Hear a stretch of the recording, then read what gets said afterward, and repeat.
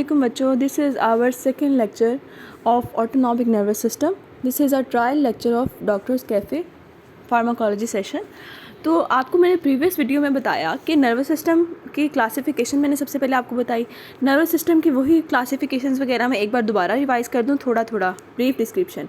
ठीक है, nervous system होता है, उसकी दो टाइप्स होती हैं, पेरिफेरल नर्वस सिस्टम हो गया और सेंट्रल नर्वस सिस्टम हो गया. ठीक है, सेंट्रल नर्वस सिस्टम में आपके ब्रेन और स्पाइनल कॉर्ड हमने डिस्कस किया.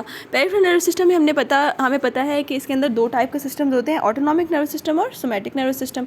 और ऑटोनॉमिक में मैंने डिस्कस किया कि एंटेरिक होता है, पैरासिम्पैथेटिक होता है और सिंपैथेटिक नर्वस सिस्टम होता है. ठीक है, बेसिक हमने आगे इन चीज़ों को डिस्कस करना है. ठीक है, उसके बाद सोमैटिक का मैंने आपको बता दिया था कि सोमैटिक के अंदर आपके पास क्या क्या होता है. सोमैटिक के अंदर आपके पास मोटर भी होते हैं और सेंसरी भी होते हैं, और इन्होंने जाके आपके मसल्स को सप्लाई करना होता है. ठीक है, मसल्स आपके वॉलंटरी मसल्स, स्केलेटल मसल, इनका वॉलंटरी एक्शन होता है और आपके ऑटोनॉमिक नर्वस सिस्टम का इनवॉलंटरी एक्शन होता है.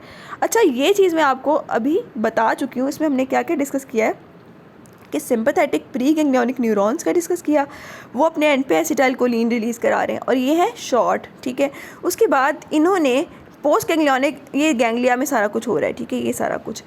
अब ये जो पोस्ट गैंग्लियोनिक न्यूरॉन्स होते हैं ना, उन्होंने आगे जो एक्शन करना है अपना, ये सच एडिनल मेडल्ला वाले, सॉरी कि मैं एडिनल मेडल्ला में क्या होता है कि पोस्ट सिनेप्टिक न्यूरॉन नहीं होते, डायरेक्टली प्री गैंग्लियोनिक ही जाके अपने रिसेप्टर्स पे एक्ट करते हैं. निकोटिनिक टाइप के रिसेप्टर होते हैं, एन टाइप के रिसेप्टर. ठीक है, यहाँ पे एडिनल मेडल्ला में हो गए. उसके बाद सिंपैथेटिक की हमने बात की थी. सिंपैथेटिक प्री सिनेप्टिक हमारे पास शॉर्ट थे. पोस्ट गैंग्लियोनिक ये गैंग्लियन में ही काम हो रहा है. ठीक है, उसके बाद ये पोस्ट गैंग्लियोनिक है जो कि लॉन्ग है. ठीक है, अब ये जो यहाँ पे रिलीज़ हो रहा है, ये एसिटाइलकोलिन रिलीज़ हो रहा है. इसका मतलब प्री सिनेप्टिक गैंग्लियन कौन से हुए, कोलिनर्जिक टाइप के न्यूरॉन्स. और ये पोस्ट गैंग्लियोनिक जो हैं वो आपके किस टाइप के न्यूरॉन है, आपके एड्रीनर्जिक टाइप के न्यूरॉन है, क्योंकि इनके एंड पे नॉरएपिनेफ्रिन रिलीज़ हो रही है. ठीक हो गया. और जब ये एसिटाइलकोलिन ने एक्शन करना है इन पोस्ट सिनेप्टिक न्यूरॉन्स के ऊपर, तो यहाँ पे जो रिसेप्टर्स होते हैं उनको हम कहते हैं, वो निकोटिनिक टाइप के रिसेप्टर है, एन टाइप के रिसेप्टर हैं, जो कि एडिनल मेडल्ला में भी एन टाइप के रिसेप्टर थे. ठीक है, अच्छा, इसको अगर हम रिमूव करें, ठीक है, इसको हम हटाएं, तो नेक्स्ट जो है ना, अब हमने पैरासिम्पैथेटिक की बात की थी, पैरासिम्पैथेटिक न्यूरॉन्स की. पैरासिम्पैथेटिक न्यूरॉन्स में क्या होता है कि ये देखो, ये आपके पैरासिम्पैथेटिक न्यूरॉन है. पैरासिम्पैथेटिक न्यूरॉन में क्या था कि प्री गैंग्लियोनिक जो थे वो लॉन्ग थे, क्योंकि इनके गैंग्लिया दूर पड़े हुए थे. ये गैंग्लिया में हुई साइनैप्स में क्या हुआ कि आपके प्री गैंग्लियोनिक न्यूरॉन कौन से टाइप के हैं, कोलिनर्जिक टाइप के हैं. ठीक है, इन्होंने एंड पे क्या रिलीज़ किया, एसिटाइलकोलिन रिलीज़ किया. जब एसिटाइलकोलिन रिलीज़ कर दिया ना, उस एसिटाइलकोलिन ने जिन मस्क्यूनिक रिसेप्टर पे जाके एक्शन करना है वो निकोटिनिक टाइप के रिसेप्टर है. ये भी आपके पास एन टाइप के रिसेप्टर हैं. ठीक है, उसके बाद इनके पोस्ट गैंग्लियोनिक न्यूरॉन्स, ये वाले जो न्यूरॉन्स हैं, ये आपको पता है कि ये कोलिनर्जिक टाइप के, ये भी in case of sympathetic post ganglionic आपके एड्रीनर्जिक टाइप के थे, यहाँ पे कोलिनर्जिक टाइप के हैं, क्योंकि ये पोस्ट गैंग्लियोनिक पे भी एसिटाइलकोलिन ही रिलीज़ करें. ठीक है, बाकी जाके इन्होंने एक्शन करना है आपके मस्क्रीनिक रिसेप्टर्स के ऊपर जाके एक्शन करना है और निकोटिनिक पे.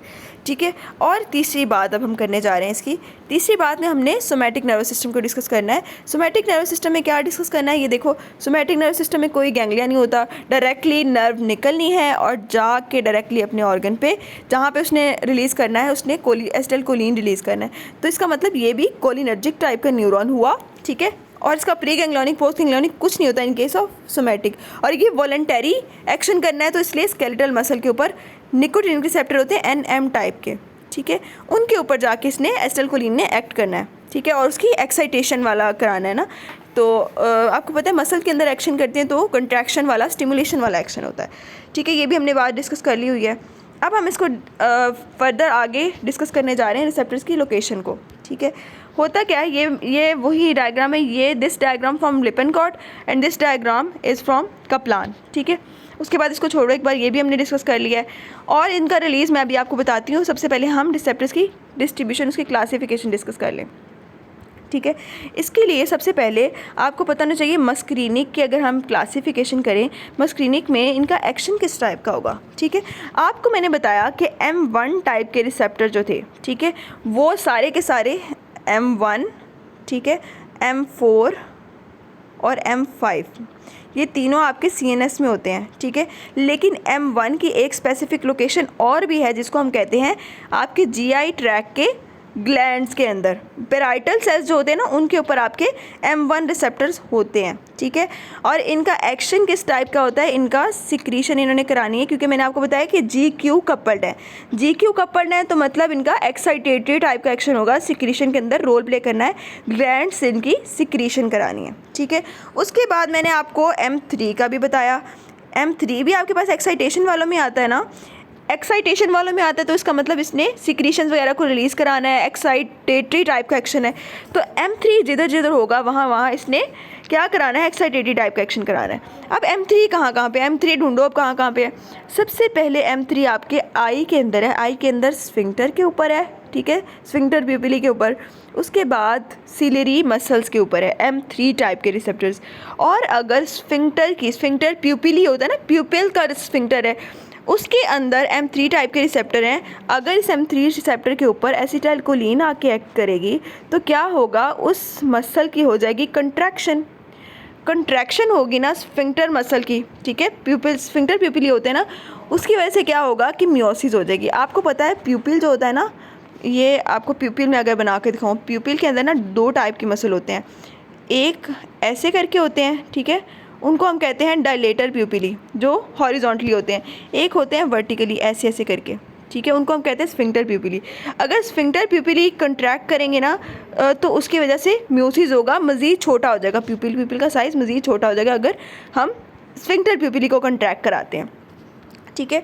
उसके बाद हम अगर सिलेरी मसल्स की बात करें तो सिलेरी मसल के अंदर भी M3 टाइप के रिसेप्टर है। M3 टाइप के रिसेप्टर है तो क्या होगा, उनकी कंट्रैक्शन होगी, क्योंकि एक्साइटेटरी एक्शन है M3 रिसेप्टर्स का ना, तो उसकी वजह से क्या होगा, accommodation for near vision increase होगी, सिलेरी मसल्स की वजह से मज़ीद अकोमोडेशन में हमें हेल्प मिलेगी, ठीक है। उसके बाद M3 और कहाँ है, लंग्स के ऊपर है, ठीक है। M3 एक्साइटेटरी है तो जहाँ भी होगा कंट्रैक्शन सिक्रीशन इस टाइप के एक्शन है, तो लंग के ब्रोंक्यूल्स के ऊपर होगा तो ब्रोंक्यूल्स की क्या कराएगा, कॉन्स्ट्रिक्शन। इसका मतलब अगर M3 के एगोनिस्ट हम कहीं पे भी अप्लाई करेंगे तो उस M3 के एगोनिस्ट ने क्या कराना है, ब्रोंकोस्पाज्म करा देना है, एस्थमा को मज़ीद एक्टिवेट करा सकते हैं M3 एगोनिस्ट, ठीक है। तो यहाँ पे कंट्रैक्शन का रोल है जिसने इसने ब्रोंकोस्पाज्म करा देना है, ठीक है। उसके अलावा लंग के ग्लैंड्स वगैरह, ठीक है, लंग के अंदर जो ग्लैंड है वहाँ पे भी इसने M3 टाइप के रिसेप्टर होते हैं, जिसकी वजह से अगर इसके ऊपर एसिटाइलकोलिन एक्ट करे ना तो क्या होता है कि लंग्स की सिक्रीशन बढ़ जाती हैं, ठीक है, सिक्रीशन वगैरह बढ़ सकती हैं, तो जिसकी वजह से ऑब्स्ट्रक्टिव डिजीज़ हो सकती है, किसी को बलगम वगैरह हो रही है तो सिक्रीशन मज़ीद बढ़ जाएंगी और उसको खांसी वगैरह मज़ीद बढ़ सकती है और उसकी ब्रोंक्यूल्स कंस्ट्रिक्ट कर सकते हैं, एस्थमा मज़ीद एग्रीवेट कर सकता है अगर हम M3 एगोनिस्ट देते हैं तो, ठीक है। उसके बाद इसका तीसरी जगह लोकेशन कहाँ है M3 रिसेप्टर्स की, वो है आपकी GI ट्रैक पे। मोस्टली आपकी बॉडी में M3 टाइप के रिसेप्टर्स होते हैं, ठीक है। GI ट्रैक की बात करें, वहाँ अगर स्टमक के अंदर M3 टाइप के रिसेप्टर हैं तो वो मोटेलिटी को इंक्रीज़ कराएंगे, क्रैम्प्स करवा सकते हैं, ठीक है, एक्साइटेटरी एक्शन है। इंटेस्टाइन के अंदर M3 टाइप के रिसेप्टर होंगे तो वहाँ क्या कराएंगे, कॉन्ट्रैक्शन कराएंगे, डायरिया, वॉलंटरी डेफिकेशन होनी शुरू हो जाएगी, तो इस टाइप की एक्साइटेटरी कंट्रैक्शन को इंक्रीज़ कराएगा ना ये, तो ये हो गया इसका GIT में एक्शन। उसके बाद ब्लैडर की अगर हम बात करें, ब्लैडर के अंदर आपके M3 टाइप के रिसेप्टर्स होते हैं, वहाँ पे इन्होंने कंट्रैक्शन करानी है, ठीक है, कंट्रैक्शन करानी है और रिड्यूसर मसल्स होते हैं जिनकी कंट्रैक्शन करानी होती है और आपके रिलैक्सेशन करानी होती है आपके स्फिंक्टर्स की रिलैक्सेशन कराएंगे तो क्या मतलब इस बात से कि मतलब वॉइडिंग वगैरह के अंदर पॉजिटिव रोल प्ले करेंगे, ठीक है, मतलब डेफिकेशन करानी है, वॉइडिंग करानी है तो उसमें ये स्फिंक्टर्स को मज़ीद रिलैक्स करा देंगे ताकि आसानी से डेफिकेशन हो सके या यूरिनेशन हो सके, ठीक है। ब्लैडर के अंदर स्फिंक्टर्स को खोलने वाला काम है इसका, ठीक है।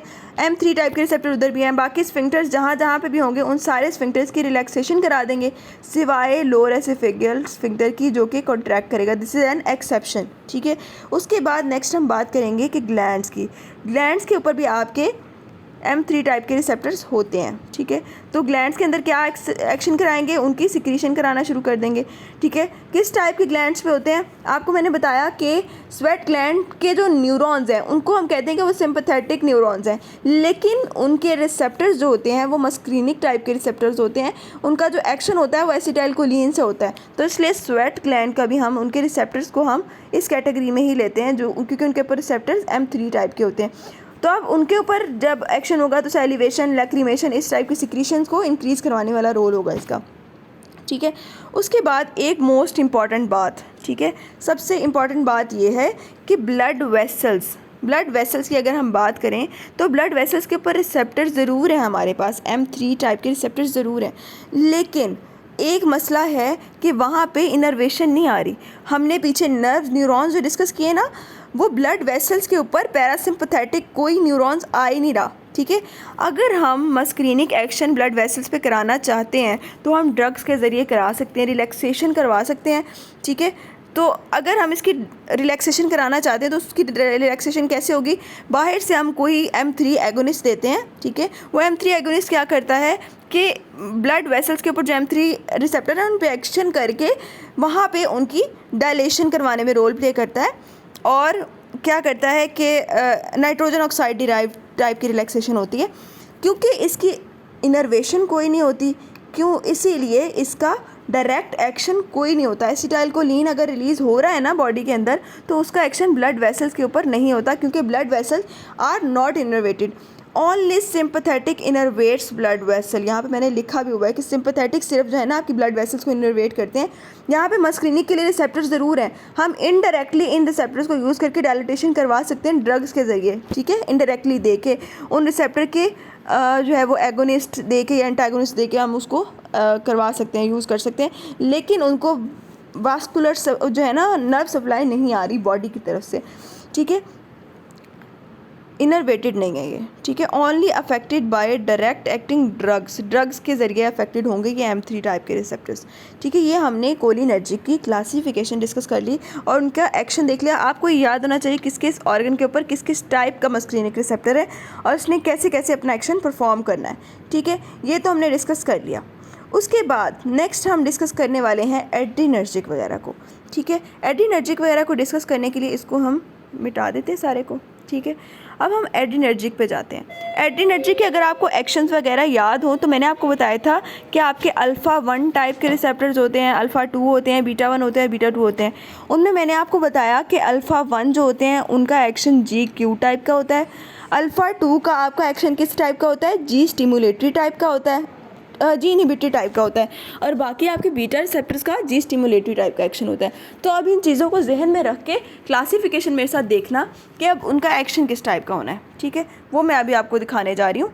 तो अब हम स्टार्ट करने जा रहे हैं। ये देखो, ये मैंने इस तरह इसको बनाया हुआ है अपनी बुक के ऊपर, तो ऐसे आप बना के पेस्ट कर सकते हो। ये बेसिकली है कप्लान से, तो कप्लान में क्लासिफिकेशन बहुत अच्छी दी हुई है, रिसेप्टर की डिस्ट्रीब्यूशन बहुत अच्छी दी हुई है, आप भी वहीं से कीजिएगा।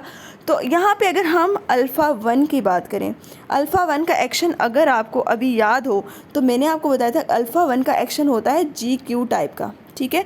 GQ कपल्ड होता है तो मतलब एक्साइटेटरी टाइप का एक्शन होगा इसका, ठीक है। अब सबसे पहले तो हमें इसकी लोकेशन पता होनी चाहिए।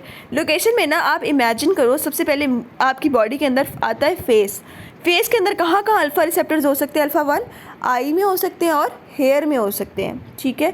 उसके बाद अगर आप वेसल्स को डिस्कस करो तो वेसल्स के अंदर आपके कौन कौन सी जगह पे आर्टरी में भी और वेन में भी होंगे अल्फ़ा 1 रिसेप्टर्स, वो हम डिस्कस करेंगे इनका एक्शन क्या क्या है, ठीक है। उसके बाद ऑर्गन्स के अंदर किन किन ऑर्गन के ऊपर अल्फ़ा 1 रिसेप्टर्स होंगे? उनमें लिवर आता है, किडनी आता है और ब्लैडर आता है, ठीक है। ये 3 ऑर्गन, इन ऑर्गन्स के नाम पहले याद करो, देन हम डिस्कस करेंगे इनका एक्शन क्या क्या है, ठीक है। अब हम डिस्कस करने जा रहे हैं इनका एक्शन एक्साइटेटरी टाइप का एक्शन है। अगर हम आई के मसल, आई की बात करें, आई में जो रेडियल मसल्स होते हैं ना, आपको पता है प्यूपिल की बात करें, अगर हम प्यूपिल की बात करें तो प्यूपिल के अंदर 2 टाइप के थे ना, रेडियल मसल्स थे और स्फिंक्टर प्यूपिली थे। स्फिंक्टर प्यूपिली कॉन्ट्रैक्ट किए तो हमारे पास मियोसिस हुई थी। तो ये जो रेडियली मसल्स अरेंज है ना आपके प्यूपिल के अंदर, आइरिस के अंदर, तो उस अगर हम कंट्रैक्शन कराएं, एक्साइटेटरी एक्शन है ना, अल्फ़ा 1 रिसेप्टर्स की एक्टिवेशन कराएं हम एसिटाइलकोलिन, एपिनेफ्रिन और एपिनेफ्रिन डाल के, तो होता क्या है कि इन रेडियल मसल की होती है कंट्रैक्शन, ठीक है। कंट्रैक्शन की वजह से प्यूपिल बड़ा हो जाता है, ठीक है, जिसको हम कहते हैं कि मिड्राइसिस हो गई है, ठीक है। मतलब कि अगर अल्फ़ा 1 एक्शन होगा, मतलब कि नॉरएपिनेफ्रिन रिलीज़ हुई है, नॉरएपिनेफ्रिन ने आके अल्फ़ा 1 रिसेप्टर्स पे अपना एक्शन किया है, तो वो अगर आई के ऊपर एक्शन कर रहा है तो आई के ऊपर इसका एक्शन मिड्राइसिस टाइप का होगा। तो अगर आप इसको इमेजिन भी करें तो सिंपैथेटिक आपकी स्ट्रेस वाली कंडीशन है ना, खौफ वाली कंडीशन है। जब बंदे को किसी चीज़ से डर लगता है तो उसकी प्यूपिल डायलेट कर जाता है फ़ौरन से, ठीक है। तो ये उससे भी आप एसोसिएट कर सकते हैं। उसके बाद नेक्स्ट हम इसकी बात करने जा रहे हैं। नेक्स्ट में हम क्या डिस्कस करेंगे कि हम दूसरा ऑर्गन डिस्कस करेंगे जिसमें हेयर है। फेस की पहले हम डिस्कशन कर रहे हैं ना। हेयर में आपके पास कौन कौन से मसल्स हैं? पाइलो इरेक्टर स्मूथ मसल्स होते हैं। अगर उनकी हम एक्साइटेशन कराएं, उसमें अल्फ़ा 1 रिसेप्टर है ना, उनकी अगर एक्साइटेशन करवाएं तो वो क्या करेगा? हेयर्स को इरेक्ट कर देगा, इरेक्ट हेयर हो जाएंगे, बाल सीधे होते हैं, ठीक है। जब खौफ आता है, आपने कार्टून्स में देखा होगा कि जब कहीं डर की सिचुएशन होती है तो बाल खड़े हो जाते हैं। आपके हाथ पे भी, बॉडी के भी, जो कहीं खौफ आ रहा हो ना आपको, तो आपके बॉडी के ऊपर जो बाल हैं, हाथों के बाल, वो फ़ौरन से खड़े हो जाते हैं, ठीक है। वो डर की वजह से, खौफ की वजह से बाल खड़े होना, उनको कहते हैं, उस कंडीशन को कहते हैं, वो फाइट और फ्लाइट की कंडीशन होती है।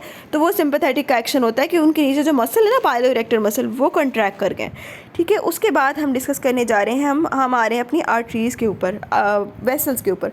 वेसल्स में हमने डिस्कस किया आर्टरीज़ के ऊपर भी रिसेप्टर्स होते हैं और वेन्स के ऊपर भी होते हैं। आर्टरीज़, वेन्स दोनों के ऊपर इसका एक्शन कंस्ट्रिक्शन वाला ही होना है। अगर आर्टरीज़ के ऊपर ये एक्शन एपिनेफ्रिन और एपिनेफ्रिन आके बाइंड करे तो क्या होगा कि टोटल पेरिफेरल रेजिस्टेंस बढ़ जाएगी आर्टरीज़ की। जब टोटल पेरिफेरल रेजिस्टेंस बढ़ेगी, ऑब्वियसली वो कंस्ट्रिक्ट कर रही हैं, तो उनकी वजह से डायस्टोलिक प्रेशर बढ़ जाएगा। डायस्टोलिक प्रेशर बढ़ेगा तो आफ्टर लोड बढ़ जाएगा, ठीक है। मतलब कि हार्ट से निकल के आर्टरियोल्स में ब्लड जा रहा था ना, आर्टरियोल्स आगे से कंस्ट्रिक्ट पड़ी हुई हैं, तो मुश्किल होगी ना ब्लड को उन आर्टरियोल्स में जाने के लिए, तो मुश्किल होगी। तो उसको हम कहते हैं आफ्टर, जो है ना, आफ्टर लोड वो बढ़ गया है। अगर बाहर से आर्टरियोल्स कंस्ट्रिक्ट है, बाहर नहीं जा पा रहा ब्लड हार्ट से, ठीक है। दूसरी बात हम वेन्स की कर रहे हैं। वेन्स के अंदर क्या होता है कि कंस्ट्रिक्शन होगी, उसकी वजह से वेनस रिटर्न ज़्यादा हो जाएगा, ठीक है। वेनस रिटर्न ज़्यादा होगा तो उसकी वजह से प्री लोड ज़्यादा हो जाएगा। प्री लोड क्या होता है कि ड्यूरिंग डायस्टोलिक हार्ट की जो फिलिंग होती है ना, उसको हम कहते हैं कि प्री लोड है। उसका प्री लोड डिपेंड किस पे कर रहा है? वो आपका वेन्स के ज़रिए जो ब्लड वापस आ रहा है ना, उस पर डिपेंड कर रहा है। अगर वेन्यूल्स कंस्ट्रिक्ट करेंगी तो वो बहुत सारा ब्लड डायरेक्टली हार्ट की तरफ भेज देंगी ना, तो हार्ट की तरफ भेजेंगी बहुत ज़्यादा एक साथ, तो उसकी वजह से क्या होगा? प्री लोड इंक्रीज़ हो जाएगा, ठीक है। ये हमारा एक्शन हो गया वेसल्स के ऊपर। वेसल्स के ऊपर अपने हम बात कर ली, तो अब हम जा रहे हैं आपके ऑर्गन्स के ऊपर। ऑर्गन्स कौन कौन से? आपके लिवर, किडनी और उसके ब्लैडर, ठीक है। लिवर की अगर बात करें तो लिवर के अंदर इसका एक्शन होता है, इसने ग्लूकोनेजेंसिस को इंक्रीज़ करा देना होता है। अगर आपने बायोकेम ढंग से पढ़ी हो तो आपको याद हो कि जब फाइट और फ्लाइट की कंडीशन होती है, उस कंडीशन में हम क्या करते हैं? हमें ग्लूकोज की बहुत ज़्यादा ज़रूरत होती है। हम हर कंडीशन से ना, हर सिचुएशन में हम कहते हैं किस तरह ग्लूकोनेजेंसिस वगैरह हो या ग्लाइकोजन टूटे, तो इस तरह करके ना हम किसी तरह ग्लूकोज का लेवल इंक्रीज़ कर लें। तो उसकी वजह से क्या होता है? ग्लूकोजिनोलाइसिस इंक्रीज़ हो जाती है और ग्लूकोनियोजेनेसिस भी इंक्रीज़ हो जाती है। ग्लाइकोजन टूटना शुरू हो जाती है ताकि ब्लड के अंदर ग्लूकोज का लेवल ज़्यादा हो जाए, क्योंकि हमने भागना है, हमें एनर्जी चाहिए, तो इसलिए ग्लाइकोजिनोलाइसिस भी इंक्रीज़ हो जाती है। उसके बाद किडनी के अंदर फंक्शन ये होता है कि रेनिन का रिलीज़ कम हो जाता है। रेनिन का रिलीज़ कम होना किडनी में इसका एक्शन होता है। उसके बाद नेक्स्ट हम ब्लैडर ट्राइगोन की बात करें। मस्क्रीनिक टाइप के एक्शन में क्या होता था? वॉइडिंग हो रही थी, यूरिनेशन हो रही थी, स्फिंक्टर सारे खुल रहे थे। इसमें क्या होता है? स्फिंक्टर्स कॉन्ट्रैक्ट करना शुरू कर जाते हैं, जिसकी वजह से यूरिनरी रिटेंशन होना शुरू हो जाती है। इसका मतलब यहाँ पे कॉन्ट्रैक्ट करेगा तो यूरिनरी रिटेंशन होगी।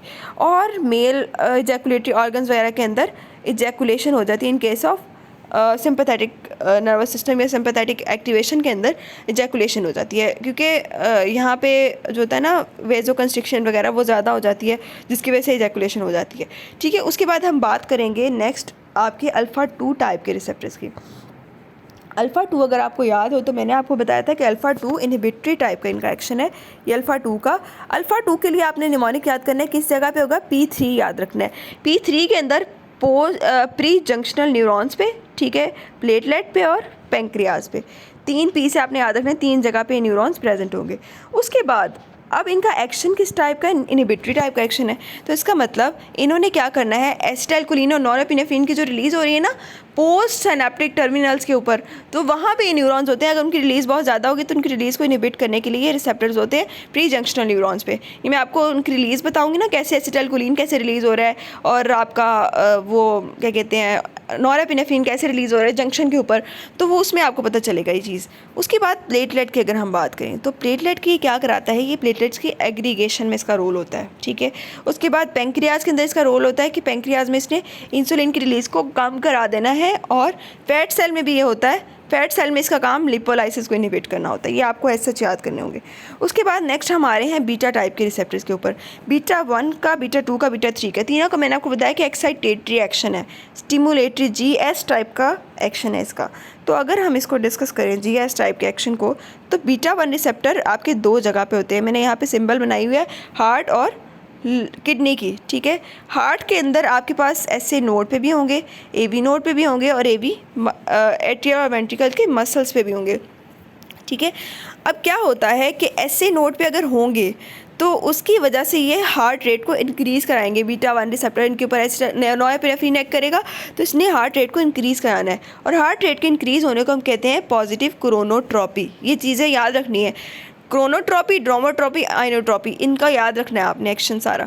जब हमने पीछे मस्क्रीनिक डिस्कस किया, वहाँ पे हार्ट की बातें मैंने आपको एग्जैक्टली नहीं बताई। जो मस्क्रीनिक टाइप के रिसेप्टर्स होते हैं ना, M2 टाइप के रिसेप्टर्स होते हैं, वो आपके सिर्फ SA नोड, AV नोड पे होते हैं, नॉट योर एट्रियोवेंट्रिकुलर मसल और हिस प्रिकिंजी मसल। इन दोनों के ऊपर आपके सिर्फ जो है ना एडिनर्जिक टाइप के रिसेप्टर्स ये होते हैं। मस्क्रीनिक सिर्फ इन दोनों नोड्स पे होते हैं, और इनका एक्शन एडिनर्जिक से ऑपोजिट होता है। यहाँ पे इन्होंने एक्साइटेशन करानी है ना, तो मस्क्रीनिक ने SA नोड और AV नोड के ऊपर इनहिबिशन करानी है, और हार्ट रेट को कम कराना है, कंडक्शन वेलोसिटी को कम कराना है। तो मस्क्रीनिक एक्शन में क्या होगा, नेगेटिव क्रोनोट्रॉपी होगी और नेगेटिव ही ड्रोमोट्रॉपी होगी। और इन कंट्रास्ट हम यहाँ पे अगर हम देखें तो यहाँ पे क्या होता है कि ऐसे नोड पे एक्शन होगा तो हार्ट रेट इंक्रीज़ होगा, पॉजिटिव क्रोनोट्रॉपी, और AV नोड पे एक्शन होगा तो कंडक्शन वेलोसिटी इंक्रीज़ होगी, जिसकी वजह से पॉजिटिव ड्रोमोट्रॉपी होगी। और AV मस्कुलर के ऊपर होते ही आपके सिर्फ बीटा रिसेप्टर्स है, इनके ऊपर मस्क्रीनिक का काम कोई नहीं होता। एट्रिया और वेंट्रिकुलर के मसल्स के ऊपर नो मस्कुलर आपके पास मस्क्रीनिक जो होते हैं ना रिसेप्टर्स नहीं होते, कोई इनोवेशन नहीं होती मस्क्रीनिक, ठीक है। इनका सिर्फ सिंपैथेटिक रिसेप्टर्स ही होते हैं यहाँ पे।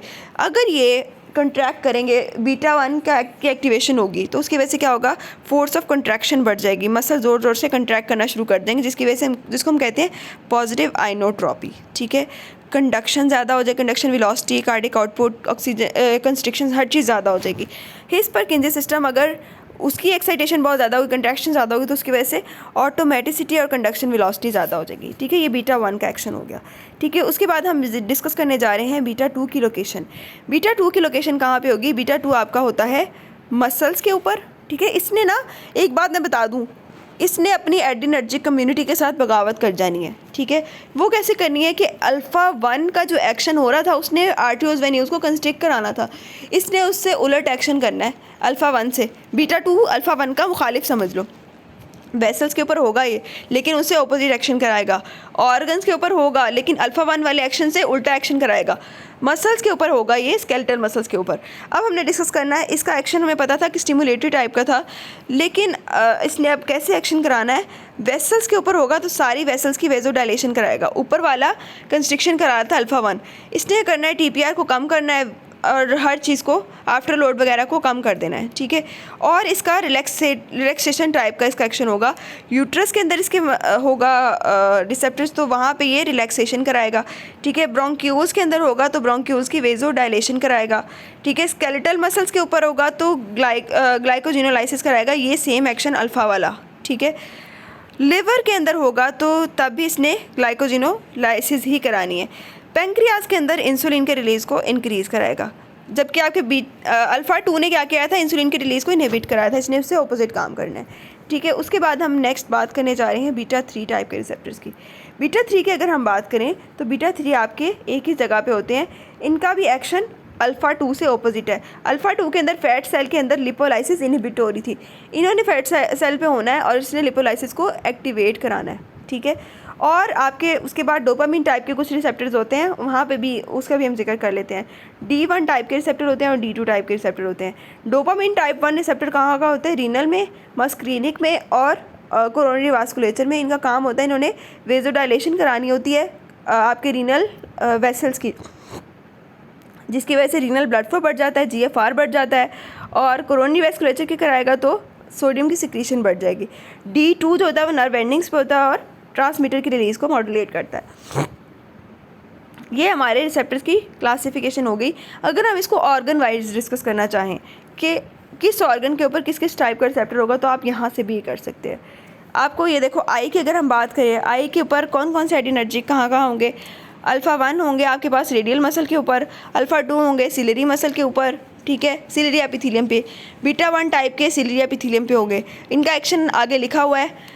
अल्फ़ा 1 ने मिड्राइसिस करानी थी, अल्फ़ा 2 ने सिक्रीशन ऑफ एक्वस ह्यूमर को कम कराना था, तो इसका मतलब अल्फ़ा 2 हम ग्लूकोमा की ट्रीटमेंट में भी दे सकते हैं, ठीक है। उसके बाद स्मूथ मसल की बात करें तो आपकी वेसल्स के अंदर स्मूथ मसल्स भी होते हैं और नॉन वास्कुलर भी होते हैं। वास्कुलर होंगे तो वहाँ पे वेजो कंस्ट्रिक्शन होगी अल्फ़ा 1 की वजह से, और जो नॉन वास्कुलर है उनके ऊपर बीटा टाइप के हैं, ठीक है। नॉन वास्कुलर मतलब आपके ऑर्गन्स के ऊपर, ऑर्गन के स्मूथ मसल के ऊपर, रेस्पिरेटरी ट्रैक के स्मूथ मसल्स के ऊपर, उनकी रिलैक्सेशन कराएगा यूट्रस के और रेस्पिरेटरी ट्रैक के स्मूथ मसल्स के ऊपर बीटा 2 टाइप के रिसेप्टर्स होते हैं, वहाँ पे इन्होंने क्या कराने होते हैं, रिलैक्सेशन करानी होती है। हार्ट के ऊपर हमने डिस्कस कर लिया बीटा 1 का भी। हार्ट की जो वेसल्स होती है ना, क्रोनी ब्लड वेसल्स, उनके ऊपर बीटा 2 टाइप के रिसेप्टर्स होते हैं, उन वेसल्स की डायलेटेशन करानी होती है हमने, ठीक है। उसके बाद जेनेटो यूरिनरी की बात कर लें, वहाँ पे ब्लैडर वगैरह की बीटा 2 भी होते हैं और अल्फ़ा 1 भी होते हैं। अल्फ़ा 1 ने क्या करना है, उन्होंने GQ कपल्ड है, उन्होंने यूरिनरी रिटेंशन करानी है, और बीटा 2 जो होते हैं वो आपके रिलैक्सेशन में इन्वॉल्व होते हैं, यूट्रस के ऊपर होते हैं। आपको पता है यूट्रस के अंदर होते हैं तो ऑब्वियसली प्रीमेच्योर बर्थ से प्रिवेंट करेंगे, और उसके अलावा कॉन्स्टिपेशन को भी रिलीव करने में हेल्प करते हैं।